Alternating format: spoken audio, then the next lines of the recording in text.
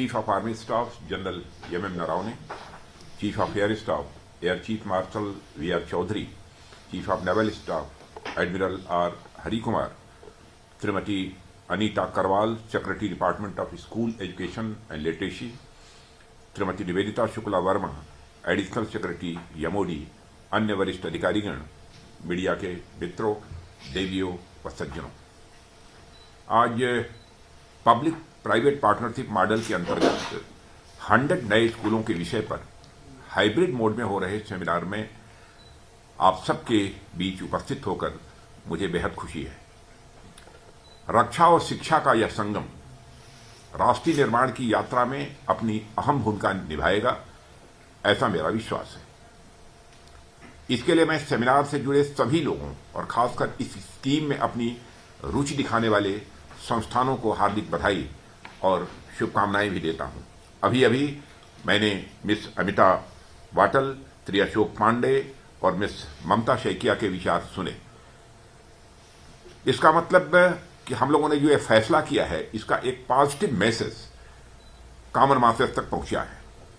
साथियों, हमारे राष्ट्र के समग्र विकास के लिए, देश की बुनियादी तालीम की क्वालिटी को बेहतर बनाने के लिए सरकार ने पिछले 6-7 सालों में जो महत्वपूर्ण प्रयास किए हैं, 100 नए सैनिक स्कूलों की घोषणा उनमें से एक है।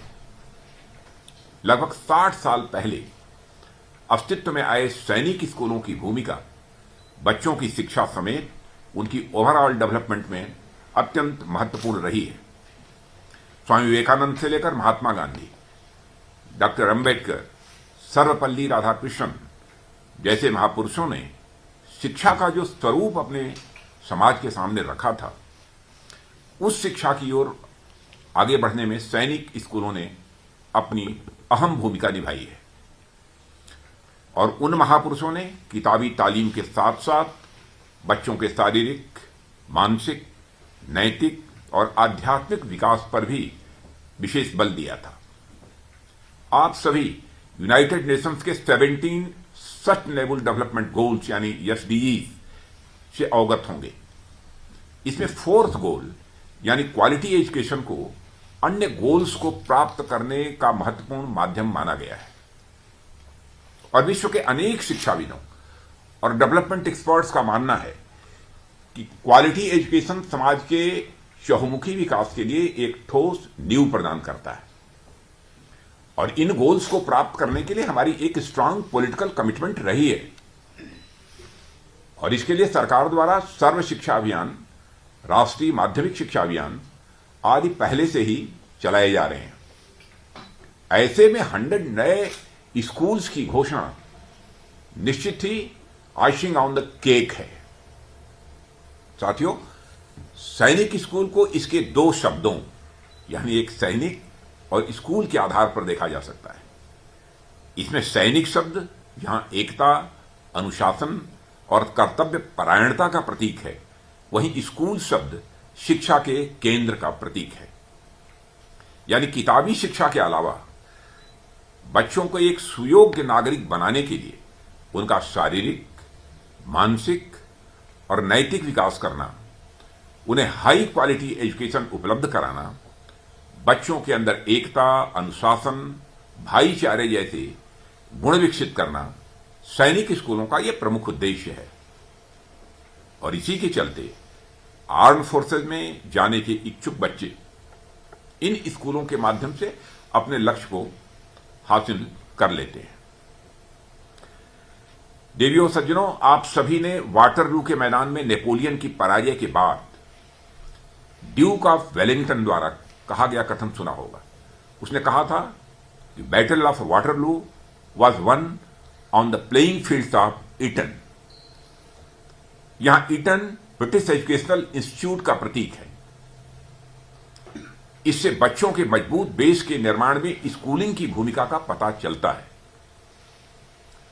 और आप लोगों को यह जानकर अच्छा लगेगा कि इन स्कूलों ने हमारी आर्म्ड फोर्सेस में अब तक 7,000 से अधिक ऑफिसर्स की भर्ती में अपना कंट्रीब्यूशन किया है।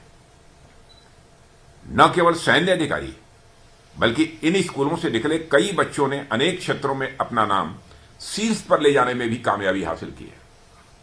आप सभी नेफुरियो, जो प्रेजेंट इस समय चीफ मिनिस्टर हैं नागालैंड के, जनरल दीपक कपूर, जनरल दलवीर सिंह सुहाग और आरबीआई के पूर्व गवर्नर डी सुब्बा राव और राकेश रोशन जैसी हस्तियों के बारे में निश्चित रूप से अवगत होंगे। इन सभी की परवरिश सैनिक स्कूलों में हुई थी और इन्होंने अपने अपने क्षेत्रों में कामयाबी की बुलंदियां भी हासिल की हैं। सैनिक स्कूल जहां बच्चों के विकास में इतनी भूमिका निभा रहे हैं, वहां हमारी आधी आबादी यानी गर्ल्स को इनसे दूर रखना कहां तक सही होता। ऐसे में सरकार ने सैनिक स्कूलों में भी गर्ल्स के एडमिशन का रास्ता साफ कर दिया है और 100 नए स्कूल्स के आने के बाद देश की बेटियों की भागीदारी भी निश्चित रूप से बढ़ेगी। एक तरफ आर्म फोर्सेज में महिलाएं परमानेंट कमीशन ले रही हैं, तो वहीं दूसरी ओर इस कदम से बड़ी संख्या में उनका मजबूत आधार भी तैयार होगा। और इन सब के चलते सैनिक स्कूल आज स्वयं में आईआईटी और आईआईएम जैसा एक ब्रांड बन चुका है। अपनी उपलब्धियों के माध्यम से इसने अपनी एक अलग पहचान बनाई है। सैनिक स्कूल की इन्हीं उपलब्धियों को ध्यान में रखते हुए सरकार ने देश में 100 नए सैनिक स्कूलों की घोषणा की है और सरकार की घोषणा के बाद अनेक संस्थाएं इससे जुड़ने के लिए आगे आई हैं। और साथियों, आज हमारा देश प्रत्येक क्षेत्र में आत्मनिर्भरता की राह में तेजी से आगे बढ़ रहा है। पब्लिक और प्राइवेट सेक्टर के तालमेल से हेल्थ, कम्युनिकेशन, इंडस्ट्री, ट्रांसपोर्ट और डिफेंस जैसे सेक्टर्स में नई ऊंचाइयां हासिल कर रहा है।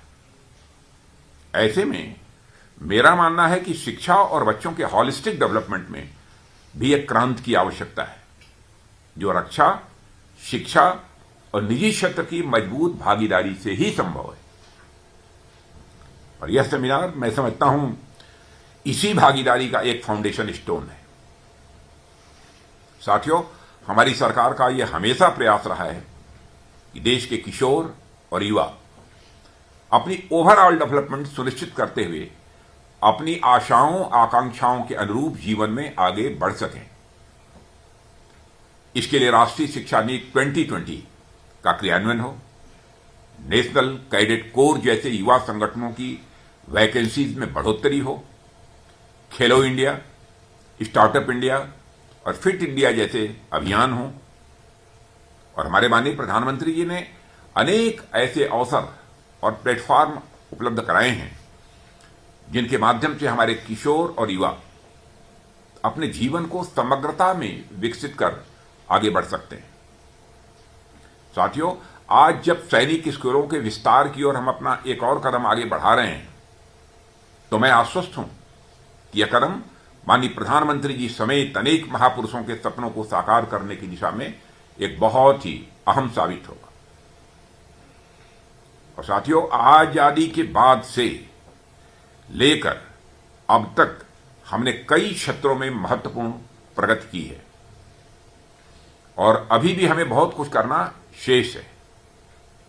इनमें एजुकेशन को मैं ऐसा की सेक्टर मानता हूं जो बाकी क्षेत्रों में हमारे विकास के लिए उत्तरदायी है।